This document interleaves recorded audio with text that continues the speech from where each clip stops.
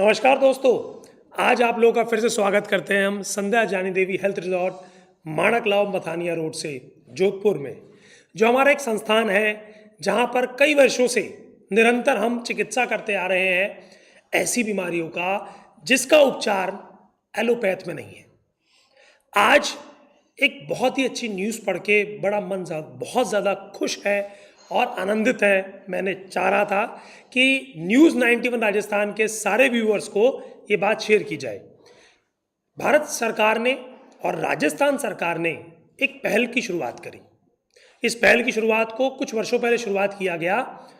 राजस्थान के 500 सरकारी CHC, PHC और अस्पतालों में जहां पर आयुर्वेद की चिकित्सा प्राप्त होती है, वहां पर गर्भिणी को, बच्चों को और बुजुर्गों को आयुर्वेदिक दवाई देकर ये नोट किया गया कि ऐसे पेशेंट जिनको डायबिटीज बहुत लंबे समय से थी, बुजुर्गों में, स्त्रियों में जिनको पिछली डिलीवरी के अंदर बहुत ज़्यादा तकलीफ हुई, प्री इक्लेम्शिया होने के चांसेस हो गए थे, बीपी बढ़ गया था, शुगर बढ़ गया था, उन स्त्रियों के अंदर, बच्चे जिनकी ग्रोथ अच्छे नहीं हो रही थी, माल न्यूट्रिशन की दिक्कत थी, शरीर के अंदर हीमोग्लोबिन की दिक्कत हो रही थी, इन 3 प्रकार के मरीजों के ऊपर राजस्थान सरकार ने 500 अपने संस्थानों के द्वारा दवाइयां देके देखी और ये पाया कि वह मरीज आज दवाई की आवश्यकता से मुक्त हो गए हैं। जी हाँ, ना तो एलोपैथ और ना ही आयुर्वेद। ऐसा कैसे हुआ?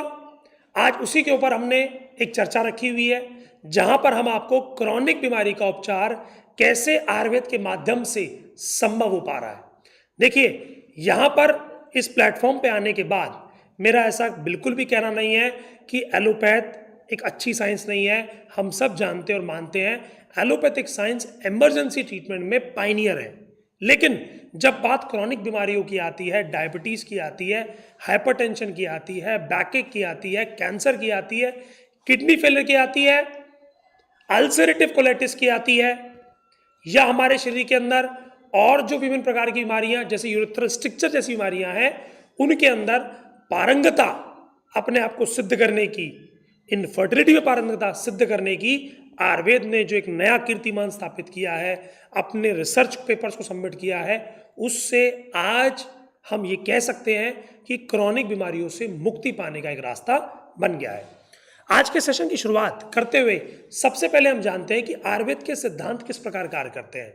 देखिए, आयुर्वेद कहता है स्वस्थस्ते स्वास्थ्य रक्षणम, आतुरस्य विकार प्रशमनम। इसका मतलब है स्वस्थ आदमी कैसे स्वस्थ रहे। अब स्वस्थ रहने के लिए सही डाइट, आहार, विहार, इसकी आवश्यकता पड़ती है। मौसम के अनुसार ऋतुचर्या करना, किस ऋतु में कौन से भोजन को ग्रहण करना चाहिए, किससे हमारे शरीर में कैसी बीमारियां उत्पन्न होती हैं, उसके प्रति आपको सजग करना। उसी प्रकार वेगान्ना धारियेत, ऐसे वेग जिनको धारण करने से बीमारी पैदा होती है, उसके अंदर आयुर्वेद आपको पहले से आगाह करता है कि आप स्वस्थ रहें अगर इन बातों का ध्यान रखते हैं तो। इसी प्रकार आतुरस्य विकार प्रशमन की अगर हम बात करें तो इसके अंदर पंचकर्म ने एक नया कीर्तिमान स्थापित किया है कि जहां पर, जिसे हम चर्चा में आज लेके जाएंगे, यूरेथ्रल स्ट्रक्चर, जो एलोपैथ्स की सर्जरी से भी हाईली रिकरेंट होता है, आयुर्वेद से कैसे नॉन रिकरेंस में चला गया। अल्सरेटिव कोलाइटिस, जिसका ट्रीटमेंट एलोपैथ में संभव नहीं है, वो आयुर्वेद में किस प्रकार संभव हो गया। इसका हमने संध्या जानी देवी हेल्थ रिजॉर्ट के अंदर अपने मरीजों पर निरंतर शोध किया। ये शोध हमने नहीं किया, ऑलरेडी शोध हो चुका था, उसको केवल और केवल इंप्लीमेंट किया। आप इसे शोध कह सकते हैं क्योंकि हमने उसको इंप्लीमेंट करके देखा। मरीजों के लिए शोध है, लेकिन एक्चुअली में रिसर्च ऑलरेडी जो प्रूवन हो चुकी हैं भारत सरकार द्वारा, उनको हम एज इट इज इंप्लीमेंट करने का अथक प्रयास करते हैं अपने संस्थान में। तो आज हमारे साथ हमारी टीम में डॉक्टर कनिका हैं, जो आपको यूरेथ्रल स्ट्रक्चर के बारे में बताएंगी। बीमारी क्या होती है, लक्षण क्या होते हैं, मॉडर्न में इसकी सर्जरी क्या है, और आयुर्वेद में इसको नॉन रिकरेंस कैसे बनाया जा सकता है। तो डॉक्टर कनिका माथुर। नमस्ते। मैं डॉक्टर कनिका माथुर, संध्या जानी देवी हेल्थ रिसोर्ट जोधपुर से। आज मैं आप सभी को यूरेथ्रल स्ट्रक्चर के बारे में बताना चाहती हूँ। यूरेथ्रल स्ट्रक्चर, इसको अगर हम बांटे तो यूरेथ्रल मतलब यूरेथ्रा, हमारे शरीर में मूत्र मार्ग, जहाँ से हम शरीर में मूत्र का विसर्जन करते हैं, मूत्र बाहर जाती है। यदि वो एक नली है, यदि वो नली पतली हो जाए, उसका मार्ग पतला हो जाए या उसमें कोई घाव हो जाए जिस कारण वो मूत्र शरीर से बाहर ना निकल सके या कम मात्रा में निकले, इस घाव को या फिर उसके मार्ग को पतले होने को यूरेथ्रल स्ट्रक्चर कहते हैं। ये यूरेथ्रल स्ट्रक्चर जो है ज़्यादातर पुरुषों में देखी जाती है बीमारी। ये मॉडर्न के अकॉर्डिंग देखें तो इसकी काफ़ी सारी सर्जरी सामने आई है, लेकिन उसके बावजूद बार बार ये रिकरेंट है, मतलब बार बार ये उत्पन्न होता रहता है। यूरेथ्रल स्ट्रक्चर जो होता है उसके कई सारे कारण देखने को मिलते हैं, जैसे कि कोई भी आपके शरीर में इन्फेक्शन हो जाए, उसके कारण ये स्ट्रक्चर होता है। आमतौर पर आजकल युवा सर्जरीज वगैरह करवाते हैं, उसके कारण भी हमें ये बीमारी देखने को मिलती है, जिसके कारण जो मूत्र मार्ग है वो डिस्टर्ब हो जाता है और उसके छेड़खानी से ये यूरेथ्रल स्ट्रक्चर वाली समस्या सामने आती है। इसके अलावा कोई भी किसी तरह से बाहरी चोट लगना या कहीं से घाव उत्पन्न हो जाना, उसके कारण भी मूत्र मार्ग संकुचित हो जाता है या उसमें कोई घाव उत्पन्न हो जाता है, जिस वजह से यूरिन पास होने में दिक्कत होती है। इसके लक्षणों में हम देखते हैं कि कई बार जो है मूत्र टेंडेंसी होती है आने की, पर रुक रुक के आता है, या तो मूत्र रुक जाएगा या फिर बार बार आपको जाने की इच्छा करेगी पर वो आएगा नहीं, बूंद बूंद करके आएगा। कभी कभी देखने को मिलता है कि यूरिन में खून का आना या फिर सीमेन में ब्लड का आना, ये लक्षण भी हमें देखने को मिलते हैं। पेट के निचले हिस्से में दर्द होना, ये एक आम लक्षण है जो यूरेथ्रल स्ट्रक्चर में हमें देखने को मिलता है। इसके अलावा और भी कई सारे लक्षण हैं जो हमें देखने को मिलते हैं, जैसे ड्रिपलिंग ऑफ यूरिन, जैसे कि हमने अभी चर्चा की, और मूत्र का रुक जाना। तो वो पूरी तरह से जब मूत्र का प्रवाह नहीं हो पाता शरीर से, तो वो रुकावट के कारण दर्द होता है, रुक रुक के आता है, और कभी कभी ब्लड भी इसके साथ आता है।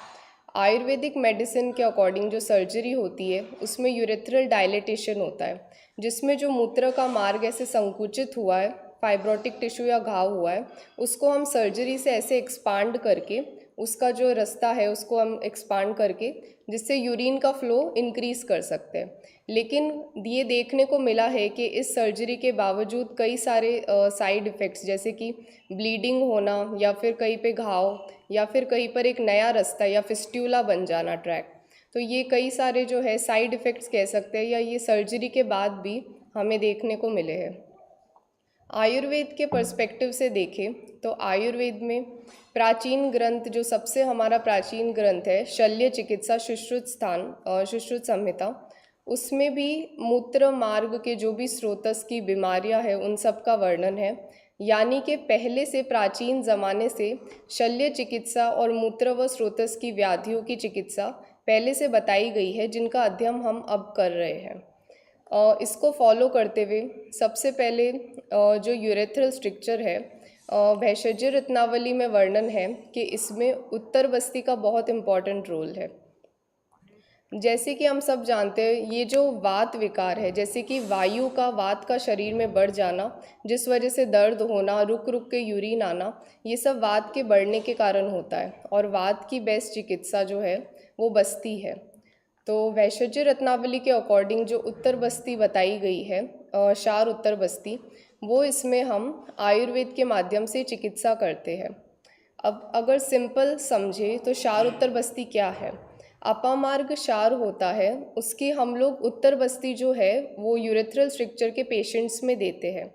अपामार्ग क्षार जो होता है वो लेखन का कार्य करता है, और जो भी आपके मूत्र व स्रोतस में घाव होगा या रुकावट का कारण है उसको अंदर ही अंदर लेखन करेगा, मतलब उसको हटाएगा, जिस वजह से जो यूरिन का फ्लो रुक गया था वो अपने आप आने लग जाएगा।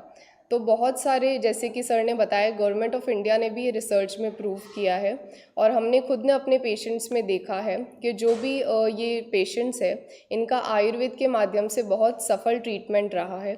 अपामार्ग क्षार तेल उत्तर बस्ती में एक पिंच अपामार्ग क्षार यूज़ करते हैं, उसको तेल के साथ पानी के साथ जो है पूरा प्रॉपर प्रिपेयर करके 5 ml के डोज में फर्स्ट सिटिंग मतलब पहली बार में 5 ml तक की मात्रा में ये क्षार उत्तर बस्ती दी जाती है।